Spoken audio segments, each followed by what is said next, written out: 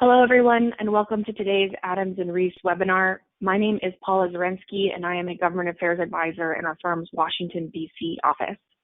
I am pleased to introduce our speakers, Chris Payne, our Global Trade, Transportation, and Logistics Team Leader based in New Orleans, Greg Rochelle, our Labor and Employment Team Leader also in New Orleans, and Michael Burson, a Government Relations Partner in our Mobile office.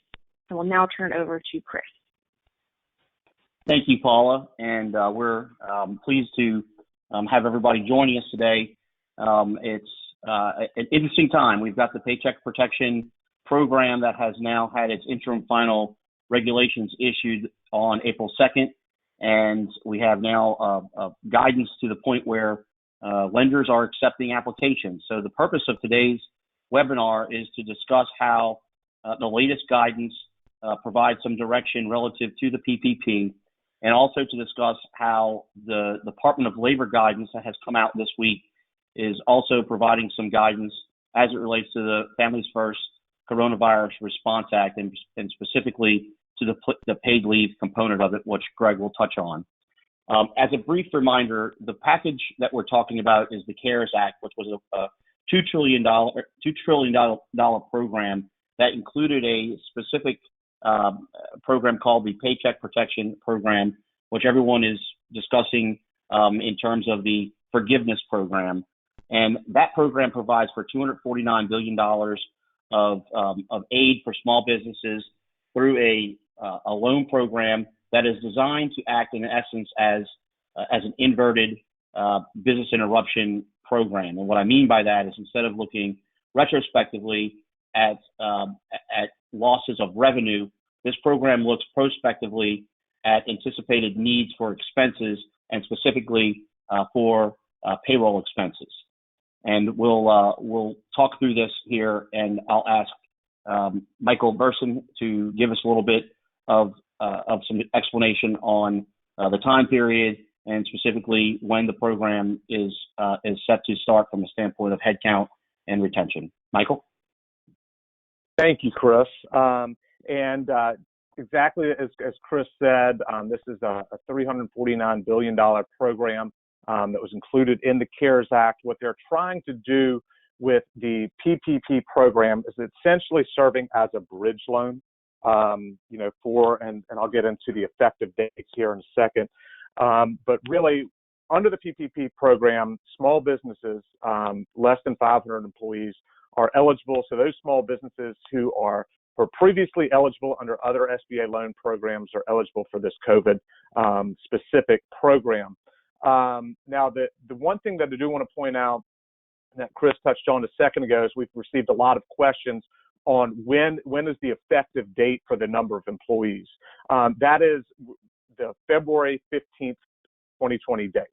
So if you had employed less than 500 employees as of that date, then you are eligible for this program. That goes similarly for nonprofits as well. It's the same effective date. There are a few circumstances that were carved out actually in the legislation, exemptions made for certain industries, although those industries are the restaurants and hotels, really the ones that start with the number 72 for their NICS code. So there are a couple of exceptions there as well. Yeah, and I should mention, I think it's important, by virtue of the language and the guidance, all business concerns that employ under 500 are eligible. So previous SBA guidelines where you had revenue caps, for example, by NACIS code, are irrelevant for this program, and that's important to note. And I should also note that 501c3s are eligible. There is an exclusion for all other nonprofits, but 501c3s are eligible and can participate in the program. Michael, why don't you talk about the criteria of how this loan program works? Sure. So the loans are essentially capped at the lesser of $10 million or 2.5 times your average total monthly payments for payroll costs incurred during the 1-year period before the loan is made. One thing that has actually changed in the criteria is that originally the interest was capped at 4%. Treasury has since come back and provided now a 1% interest rate on those loans. So that's something that has that has changed and kind of evolved over time. There are a couple of other things that have changed and evolved over time as well. But those are, generally speaking, the total amount of the loan and the interest rate that's applicable to it. And we can kind of get into some more details of what payroll costs and things of that nature are actually included. A couple other aspects of the loan is that right now the loan payments are deferred for 6 months. The original kind of top line guidance that we got said 6 months, but not to exceed a year for those deferments. Since then, SBA has put out their guidance, and it's a 6-month deferral. This is different than some of the other SBA programs that y'all may be hearing about as well, such as the EIDL program. And we can, of course, discuss those, later or at a later date. Unlike a traditional SBA loan, these loans, the borrowers do not need to establish that they are unable to secure credit elsewhere. That is a test and a term that has essentially evolved over time internally at SBA. Originally, when that was included in their statutory guidance, an applicant had to essentially provide a denial letter from a bank. They've done away with that, and now they've completely done away with the need to essentially establish that you can secure credit elsewhere. Also, businesses will not need to establish, will not need to, can we go back to that one slide? Sorry about that. Apologize. It's no problem. They will not need to establish credit worthiness and their ability to repay, rather than the inquiries that they've generally made in the past are not going to be applicable. Essentially, all they want to know now is that as of February 15th, 2020, were you active and were you paying employees? Kind of moving on in some of the additional areas of the criteria, similar to this program is similar in a lot of respects to a couple of the other ones at SBA, but one thing is different in the traditional sense is that no collateral is going to be required and no personal guarantees are going to be required. And something that's very important to point out as we're looking and we discuss other programs, and as you may be looking at the EIDL program, which is the Economic Injury Disaster Loan Program, which is also active now. As there is essentially no double dipping. You cannot apply for both an EIDL loan and a PPP loan for the same purposes, even though they're generally speaking, they're for the same purposes. So you cannot apply for payroll for both the EIDL and the PPP program. And also wanted to point out that you cannot use the PPP loan proceeds for pay mandated, for sick pay mandated under the Family First. Rather, those are the tax credits that are actually applicable. Getting now into the accept. Oh, go ahead. I'm sorry. Yeah, no, Michael. I was just going to say let's turn to what I think a lot of folks have been talking about, which is the acceptable uses and really the calculation of how payroll costs are defined in the Act and the guidance that we've gotten now from the SBA on it. Sure. So payroll costs, and I'll go through this generally, and then we'll kind of go specifically through kind of how they're calculated. Payroll costs, a couple things to point out. Individuals making more than $100,000 per year, it appears now we've got a little bit of clarity there, and it's really any salary or compensation in excess of up into $100,000. So anything above that needs to be excluded and exempt from your payroll calculations. Along with withholding taxes, and then, as just referenced a second ago, the sick leave that is already provided by Families First.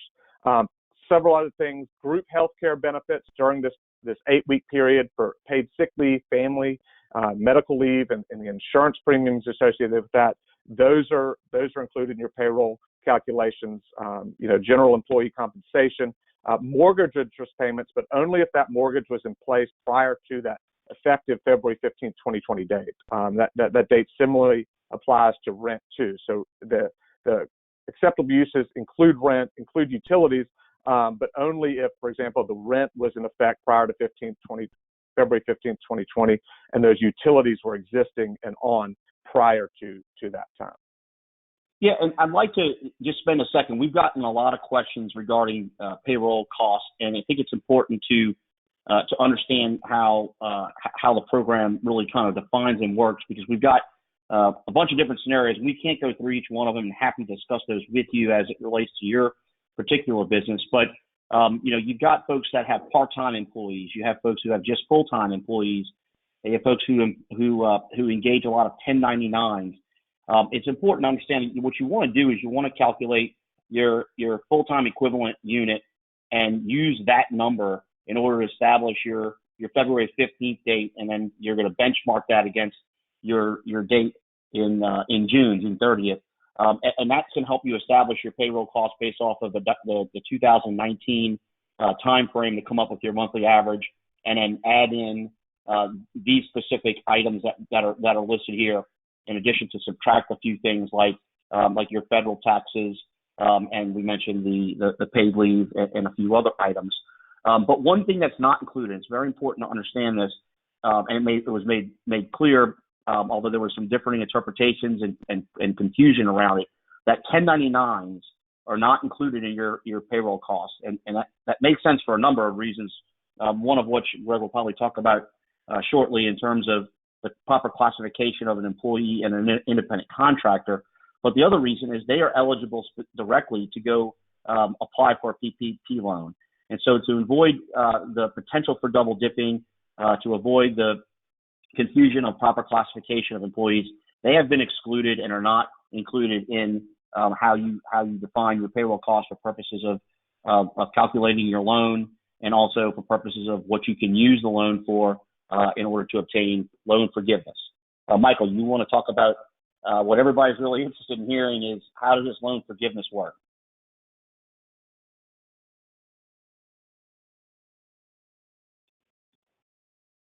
Did we lose Michael? Well, I'll cover it. So go ahead, Michael, but watch there temporarily. Oh, I'm sorry. No, I was just saying, this is something that we learned a little bit more about actually in the guidance that came out yesterday afternoon and last night. We could also see some further guidance coming out on this. There are still some open questions on the actual forgiveness aspect of it. But just to go through these, so the amount of forgiveness this is very important to note, is subject to a reduction in your workforce headcount. And they're going to be comparing that to the relevant period from the previous year. So if you've already laid off employees, you will not be penalized if you hire them back. The purpose of this loan specifically is for you to bring those employees back as quickly as you can. Also something to note is that similar reductions of the amount of the loan forgiveness can also be triggered if you reduce the compensation during this relevant time period, essentially this 8-week time period, when compared to the previous year before. One thing that kind of stood out in the guidance is essentially you cannot reduce compensation for those employees making less than $100,000 by more than 25%. Otherwise you're going to be penalized for that. Employees are going to need to fill out the paperwork and things of that nature as well. So this is the loan forgiveness issue, and generally speaking, the amount of the loan may not be 100%. There are several things that are going to count towards loan forgiveness: the payroll cost for the applicable period, your mortgage interest, but only again if that mortgage was in place prior to February 15th, 2020, and then rent and utilities as well. The rent similar to the February 15th, 2020 date for the mortgage interest, and then the utilities payments as well for that 8-week period following the origination loan date. Yeah, and you covered this next slide here just a second ago, and I think it's important at this stage before we turn to the interplay with the paid leave component to understand how this process works. Right now, the application process is allowed to go live by the lenders. So you're going to apply for this loan by directly going to your lender. You're not going to go to the SBA for this loan. There's an application. It's a 2-page application. Last night, there was a revision to that application. So the latest application just came out, and it's got some changes to it that are kind of important and critical to make sure you're using the active and the accurate application, what your lender again will have, and you submit it through your lender. The lender is then going to base its decision off of your self-certifications and verifying the information that you provided with backup documentation, and will then issue you your loan. At that point in time, you're going to go through the period in which you're going to use your loan proceeds for the eligible purposes, and at the conclusion of that period, you're going to take your documentation on how you use the loan proceeds in conjunction with what was eligible under the Act, and then you're going to submit that to your bank. Your bank's then going to package that information up and submit it to the SBA for its review and approval. The SBA will have 60 days from when it receives that information from your lender to make a decision as to whether or not you are eligible for a loan forgiveness. If you are eligible for loan forgiveness, you'll be notified, and your lender will be paid from the SBA for the portion of the loan that is forgiven. If there is a determination that a portion of the loan was used for purposes that are not eligible under the Act, as we mentioned earlier, that would then be converted to a 2-year term note at 1% interest. And that's really how the program from this point in time moves forward. What we encourage you to do, if you have not already, is to immediately contact your lender. We understand that all the lenders are being inundated. They are very active in terms of trying to either put together a intake process, an online portal, and the like. And some, in fact, have. In fact, we've heard as early as this morning on April 3rd that applications were beginning to be accepted and processed by some lenders. And so we anticipate as we go through the day, particularly the weekend and into early next week, that process will ramp up. It's important to be kind of first in line, if you will, and hopefully you're ready to take advantage of filing your application, because as we sit here right now, the program is $350 billion, and it is a cap program, meaning there is a limitation on what is available to participate in this program. Based on some information we've received, we understand that there is anticipated $1 trillion of demand for the program. So obviously it is undersubscribed, and we're going to have a lot of folks trying to participate in it. We have heard, again, as late as this morning, that there's congressional leadership and discussing on how to tweak the program to be more available, meaning more funding. And we've also heard about potential tweaks to it to make it more flexible and potentially to include private equity and 501c6s among a handful of other folks who are potentially excluded from the Act as we sit now. So that is, in a nutshell, the PPP. And Greg, if you'd like to take it from here and talk about the CARES Act. Thanks, Chris. So there's a couple of changes that the CARES Act made to the mandated paid sick leave that was previously provided for by the Families First Coronavirus Response Act. And what I think people need to be made aware of, and we've already touched on this, is that you can't use the loan proceeds that you receive from the SBA loans through the PPP to pay the mandated sick leave. Your option for reimbursement and an authorized that would be an unauthorized use of the loan that you receive through the PPP. What you're going to want to do in order to make yourself whole, if you are required to pay the mandated sick leave, is you're going to want to take advantage of some tax credits.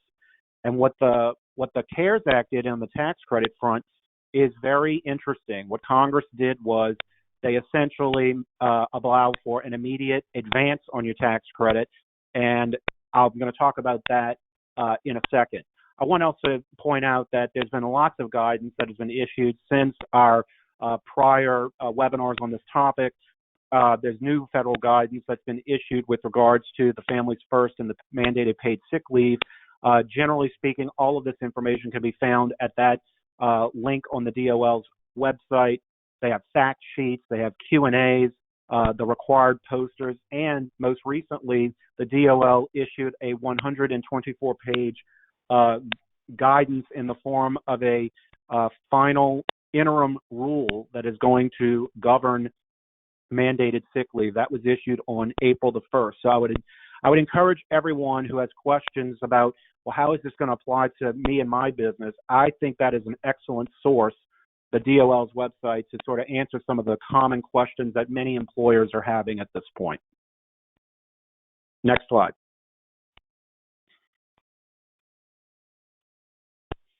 So let's talk about the interplay between the CARES Act and the Families First Coronavirus Response Act. As I stated previously, you are going to have to use the tax credits to reimburse yourself for any mandated paid sick leave that you may be required to pay.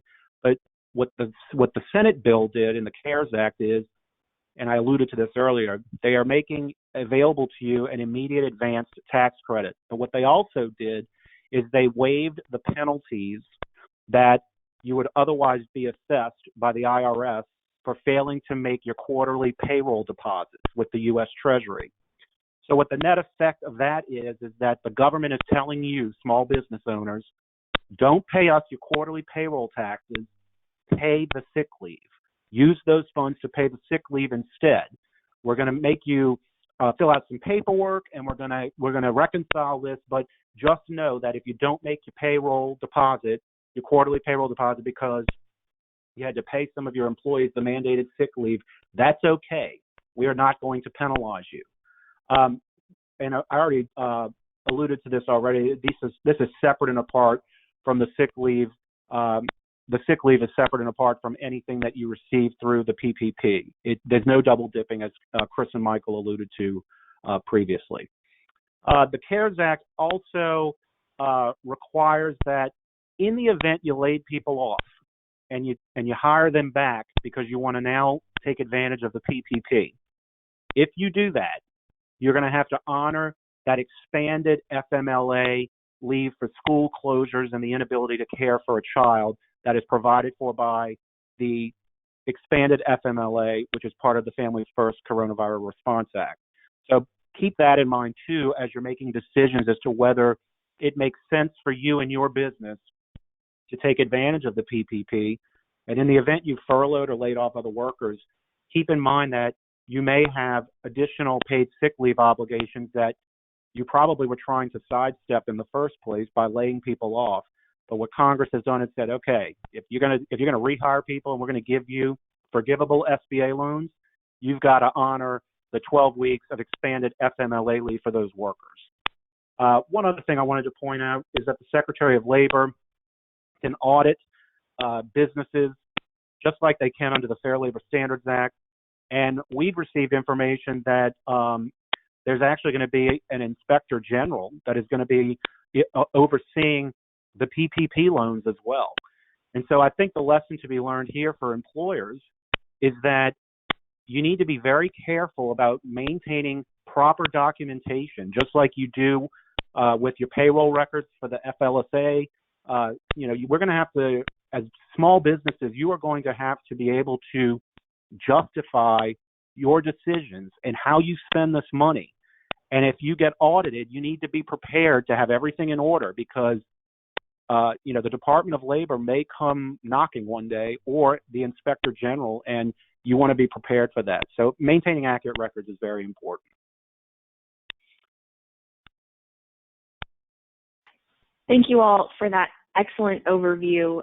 We now have some questions that we'd like to ask. The first one is whether programs you discussed apply to companies currently in Chapter 11 bankruptcy. Michael, can you please speak to this? Sure. So right now, if you are currently have filed Chapter 11 or you're in Chapter 11 right now, you will not be eligible for loan proceeds from the PPP program. Some of the guidance that we've gotten generally, if you have in the past filed for bankruptcy, what they'll do is they'll probably look at the reasons for filing.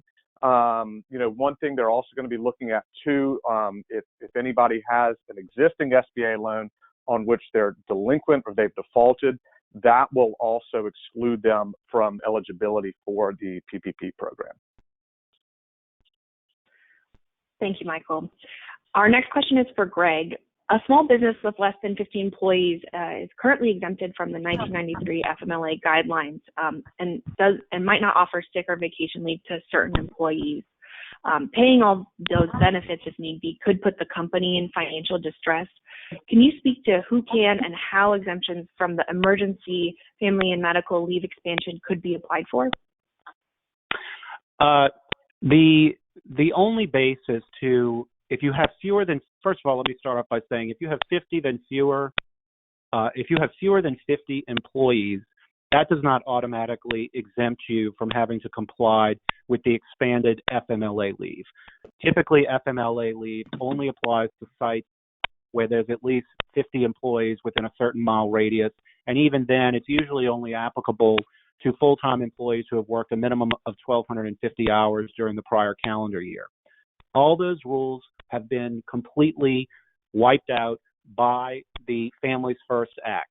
What now matters is that you had an employee for at least 30 days who has the need to go out on leave.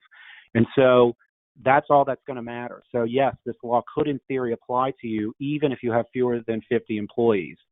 The Secretary of Labor has the discretion, however, to provide relief for businesses that can establish, again, it's going to be your burden, that complying with the paid sick leave law is going to cause your business to be in jeopardy as a going concern. In other words, you're going to basically be forced to go out of business. So you need to be careful, though, when you try to make that argument, because keep in mind what I just mentioned a little while ago. You can now use your payroll taxes as a dollar-for-dollar credit to help you pay the mandated sick leave. So unless you are paying more sick leave than your quarterly payroll deposits, I think most businesses are going to be hard-pressed to establish the hardship exception with the Department of Labor. Excellent. Thank you, Greg. Our next question is for Chris. We have a question related to the application itself. This company has a 25% interest and is located in the UK. Can you speak to the question addressing this issue on the application and help to clarify it? Sure, Paula. Yeah, we received on Tuesday an initial application form, and that form there was a question on it that raised a lot of concern regarding U.S. citizenship of the applicant, and the applicant was defined by any owner who had over 20%, and it specifically stated that if the answer was yes, then the loan would not be approved. So that generated a lot of questions and a lot of feedback that was then obviously submitted to the SBA and discussion was had. The latest application, which we received last night, and is the application that will be required as of today in order to submit electronically to your lender, provides a separate question, and there is no automatic kick out of the loan. And that question is the United States the principal place of residence for all employees of the applicant included in applicant's payroll calculation above? What that means to me is that you can only apply and include U.S. Those who have permanent U.S. residency in your application for purposes of payroll expenses in order to have eligibility to use your loan proceeds and receive forgiveness. So it seems as if they've cured the issue related to this ownership threshold and have focused on what is the intent of the program, which is to take care of U.S. Employees through this payroll program. I should mention, as an aside, Paul, I should mention that we are anticipating this is an interim final rule, and there are indications that we're going to continue to get additional guidance. So subject to some additional guidance contrary to that, the guidance otherwise does not speak to this issue other than to suggest that in consistence with the change in the application, that's the intent of the program. Excellent. Thank you, Chris. Our last question is for Greg.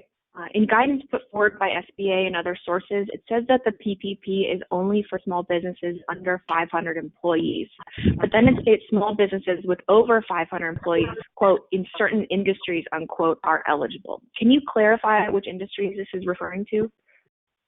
Yes, there's a certain carve out for certain industries that have a certain classification for the type of industry that they are in, namely the hotel and restaurant industry. If you have fewer than 500 employees at each location, let's say you have a restaurant chain and you have 10 locations located throughout the country. If you have fewer than 500 employees at each of those 10 locations, they're going to allow you to apply for this loan. Same would hold true for the hotel industry. There's some other carve-outs, but those are the two main ones. Excellent. And Thank Paula, you. And thank you again. Go ahead, Chris. Yes, if I could just real quick before you wrap up, I would like to mention, I think it's important for folks to understand that there are two other programs that may be applicable to consider in addition to the PPP loan. We talked about the Economic Injury Disaster Loan Program. There are instances where while the PPP is a forgiveness loan program, where you may not have a payroll number to justify going through that process or being able to obtain enough funding in order for you to bridge the gap, if you will, between now and say June or when things begin to improve. So you may want to look at the Economic Injury Disaster Loan Program, which provides for funding up to $2 million, not to exceed 4%, currently at 3.75%. And that loan program goes directly through the SBA, and you can go online and access that loan application. There's another program, too, for companies that do not fit in the 500 threshold, either by having direct employees over that amount or through affiliates or otherwise exceed 500 employees. There's a program called the Corporate Liquidity Fund, where Congress has appropriated about $450 billion, just slightly under that, to service a loan program for mid-sized businesses. That loan program is capped at a 2% interest and a 10-year term. We have not yet received guidance on that program. We're awaiting it. It's scheduled to come out 10 days from when the act passed, so probably sometime early next week. And this is a program going directly through Treasury. And you may be familiar with hearing some of the discussions around, for example, the airline industry. As part of this program, there was some specific money earmarked for them. But beyond that, and those rules have come out, and beyond that, this program particularly is suited for mid-sized businesses, and we anticipate that those rules will come out also. So we can help think through those programs for folks that may not fit in the PPP. We certainly are willing and able to help you think through that as well. Thanks, Paula. And thank you all again, Chris, Greg, and Michael, for your time today. Adams and Reese will continue to share the latest developments and provide insights on the spread of coronavirus and its impact across business sectors. We have gathered resources and information on our crisis response and preparedness page on the firm's website, adamsandreese.com. Just click on the coronavirus updates at the top of the homepage. Updates can also be found by following the firm's pages on LinkedIn, Twitter, Facebook, and YouTube. Our YouTube channel also contains all of the coronavirus-related webinars we have produced to date, and all content is available to stream on demand. If you would like to be added to our mailing list to receive alerts, please email Bailey Doan at arlaw.com. That's Bailey, B-A-I-L-E-Y .Doan, D as in dog, O-A, N as in Nancy, at arlaw.com. Thanks again, and hope everybody stays safe.